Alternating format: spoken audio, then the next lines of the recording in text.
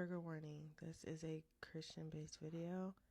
It's going to touch on some touchy subjects, but it's also something I've been avoiding probably for years.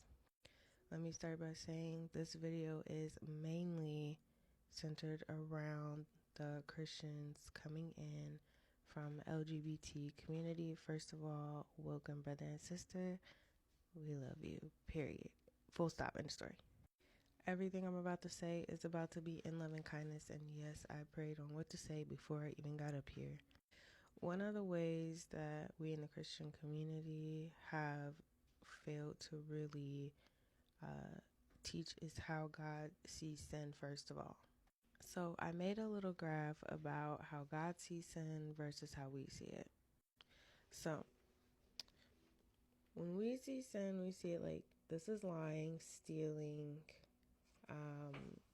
killing, and then sexual sins. So I put like type A, maybe addiction, fornication, adultery. We might see it as a smaller thing. LGBT, that's a bigger issue. And then after that is abuse of any kind, right? However, God sees it this way. All the same because it's there. So I just want to kind of get that part out the way, right? So number one, what we have to understand is none of those things were part of God's original design. When he created Adam and Eve, when he had the Garden of Eden, lying, stealing, killing, sexual sin, so on and so forth, was not a part of his original design. So then why was the tree there? In order to have free will, you have to have some options, correct? So for example, our lungs cannot live on breathing in water and breathing in air. They do not have that type of free will. But we as a whole person are allowed to choose what we want to do. With that, guidelines have been given. So for a good example, I'm a nurse, right? There are guidelines, there are laws, there are statutes that are given. However, every day I choose whether to follow them or not. If I follow them, I stay in good graces. I stay in good standing. My license is fine. If I choose to step outside of that, I reap all the consequences of that. Now, in the case of nursing, it's not that hard. However, there's other things that I choose every single day that could also affect my license. Well, I won't say I choose them every day, but I have options that my free will is allowed to take that can still affect my license even outside of me doing my job. A good example is even me, right? The sexual sin that I was struggling with was corn addiction. I had to surrender that. And to you, it might sound like, oh, that's a small thing, like that's not the same. No. To God, it is the same. Okay? He's not differentiating. Sin is sin. Period. Full stop. So it wasn't until the fall that we had all these issues, right? The next thing we want to point out is Sodom and Gomorrah, and even slavery too. One connection that I have noticed amongst the LGBT community in general is abuse and neglect that a lot of y'all have went through. I don't mean just in a sexual way. You could have grew up in an abusive household. You could have grew up in a household that was neglectful, and the person that you resonated with the most happened to be in that community. And then if I combine obviously my nursing knowledge with my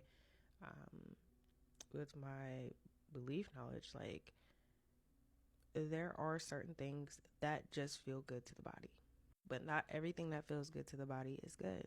People smoke, but then they get all types of cancers, or their lungs burst, especially with these what are they called, like little E6 or something like that. We get piercings, but those bad boys can get infected. They're cute.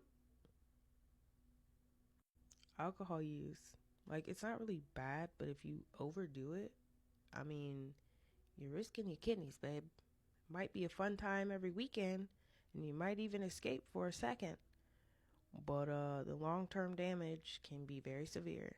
And then for the people that are struggling in like the transgender world, right? And why a lot are transitioning back. In the world, you are lost. I don't care what community you're in. It doesn't have to even be LGBT. In the world, you are lost. This is why you see people flipping so much to just try to find who they are, right? Oh, I'm going to change my hair. When you are coming to God, as you are surrendering, as you are letting things go, you start to find out that what looked like freedom was really you going off behind the door that said danger. And what looked like captivity, because yes, I grew up in the church and I had to get a lot of church hurt undone, okay? You come to find out it actually is a home and you have so much peace. But that comes with getting to know God for yourself. That comes with constant surrender. I know people say this all the time. I'm not perfect. I'm not perfect. No, but I'm striving to be.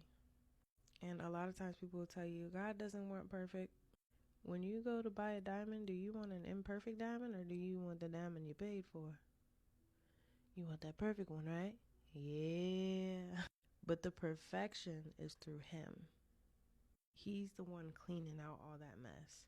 And let me tell you, it is, honey, it is a fight because you're tussling with your old self and the one that God has redeemed you to be. And let me just reinstate, all sexual sin is hard. But as we're walking back to God's original design and we are fully surrendering, because He even says the heart of man are desperately wicked, but through Jesus, we are cleansed by His blood. That does not mean that the temptation goes away. If that is something that you dabbled in and enjoyed, that does not mean that the temptation goes away. I can tell you, corn videos are everywhere. I just have to not go to it. Now, I am married, so that's helpful. So I'm not out here fornicating. And luckily, I'm not one of those people, that's tempted by having somebody else in that way. So thank the Lord for that. Point of this video is we fight together, okay? God does love you, and we still have to play by His rules. I have to play by His rules. Like, I literally had to apologize for stealing my husband's food. And y'all might think, oh, that's your husband, da-da-da. It's still stealing. And he clocked me for it. And so now I owe him 7 times. And I repented for that. I apologized to my husband. And now I am making him coconut shrimp tonight. That is what he has requested. So that's 1 of 7. And I don't laugh to make light of sin because sin is not a light thing. It can very much do a lot of damage. Even in small increments, you might think like, oh, that's super. No. We don't leave doors open. Okay. When we mess up, we admit, we repent, we walk on. Because if I get to judgment and God is like, oh, you see that? Ain't gonna be no, huh?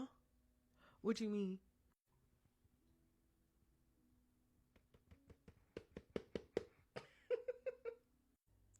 And this video was in no way meant to be offensive, but I understand that the spirit of offense is going to be there because even when I am told stuff, sometimes I get offended and I have to check that and allow God to just do His thing.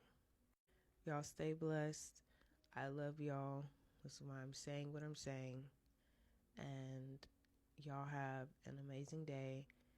Don't be discouraged. Keep going. These types of messages are only here to help kind of shift you back in His direction.